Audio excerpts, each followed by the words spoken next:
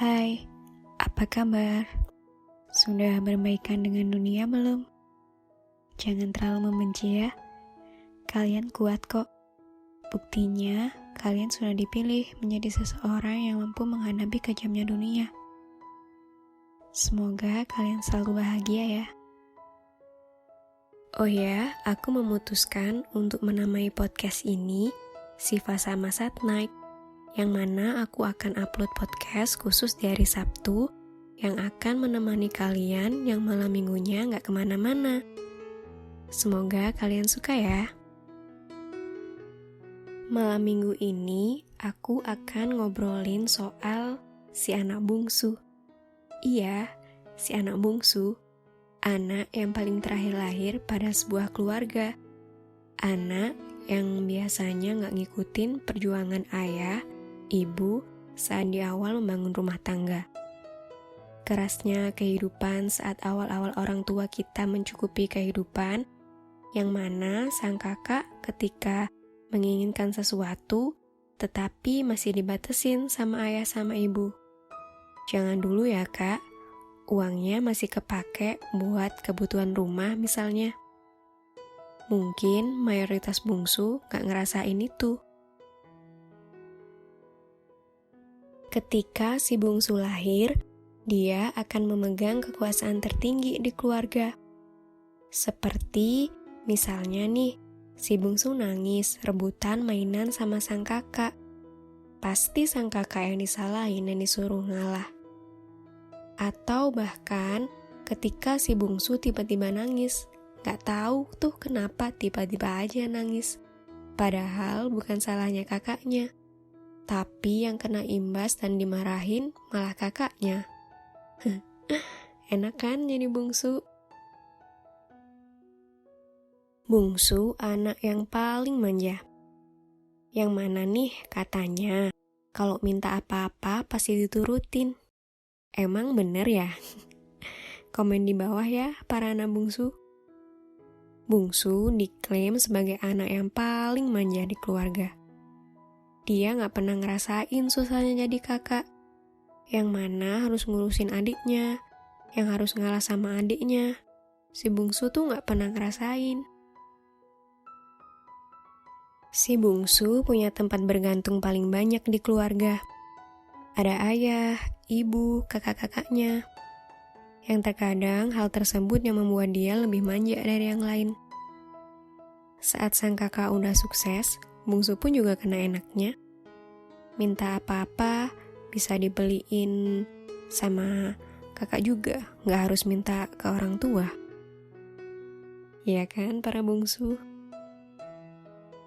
Jadi bungsu enak ya, punya kakak yang bakal jagain dia, yang apa-apa diturutin, dimanja, pokoknya enak banget deh.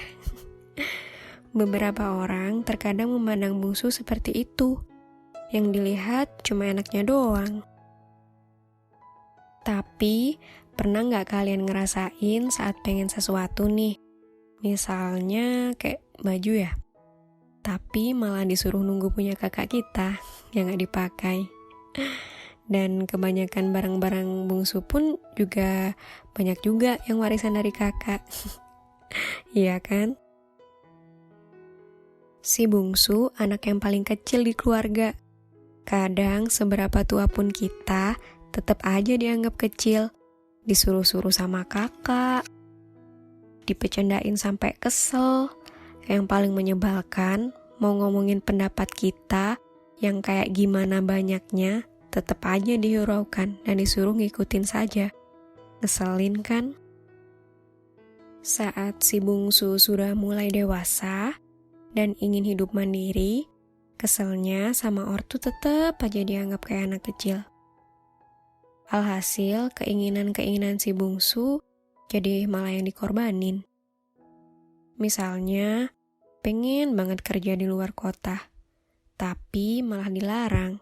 Alasannya ini itu dikeluarkan. Apalagi kalau bungsunya adalah seorang perempuan. Kamu perempuan nak, ayah dan ibu khawatir kalau kenapa-napa di luar sana. Ya, kita tahu mereka khawatir, mereka sayang sama kita. Tapi kadang pernah mikir gak, emang kita gak boleh ya punya cita-cita? Toh itu juga buat ngebahagiain mereka kan? Dan akhirnya pun si bungsu harus merelakan keinginannya dan mengalah. Kadang iri juga sama sang kakak yang dibebasin buat nentuin hidup mereka sendiri. Dan tiba-tiba muncul nih pikiran negatif. Kenapa aku harus terakhir sebagai bungsu ya? Belum lagi kalau sang kakak sudah mempunyai keluarga sendiri. Si bungsu menjadi harapan terakhir orang tuanya untuk jagain orang tuanya. Si bungsu yang dianggap anak kecil pun dipaksa harus ngerti masalah orang dewasa yang sampai kadang-kadang bikin stres. Karena si bungsu adalah harapan terakhir orang tuanya, terkadang semua ekspektasi yang diharapkan orang tua kepada anak-anaknya yang belum tercapai, dilimpahkanlah semua kepada si bungsu. Dan itu juga gak mudah tahu, harus nurutin semuanya. Dan alhasil semua harus nurutin orang tua.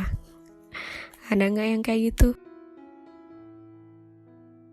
Dan perlu kalian tahu, si bungsu adalah anak yang paling sedikit nikmatin waktu bersama orang tua dibandingkan kakak-kakaknya.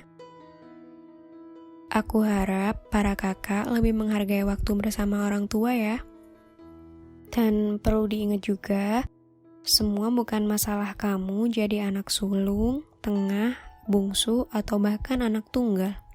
Karena apa yang kamu dapatkan sekarang itu yang terbaik buat kalian. Ambil baiknya dan jangan lupa bersyukur. Karena tidak ada orang tua yang gak sayang sama anak. Toh kita hidup di dunia mau bahagiain siapa? Orang tua juga kan? Untuk bungsu, kalian kuat. Kalian hebat. Kalian udah terpilih untuk mampu menghadapi masalah ini. Sabar dan tetap semangat ya. Yakin, semuanya bakal happy ending kok. Ini semua cuma masalah waktu aja. Sabar ya. Ya, aku rasa hanya ini yang gue bisa sampaikan pada podcast malam ini. Untuk kalian, jangan pernah nyalahin kalian terakhir di posisi apa. Kalian semua mampu kok ngadepin semua ini. Karena Tuhan tahu, Tuhan gak akan ngasih kalian ujian di luar batas kemampuan kalian. Jadi, dijalanin ya, yang semangat, tetap bersyukur. Semoga kalian selalu bahagia. Dadah.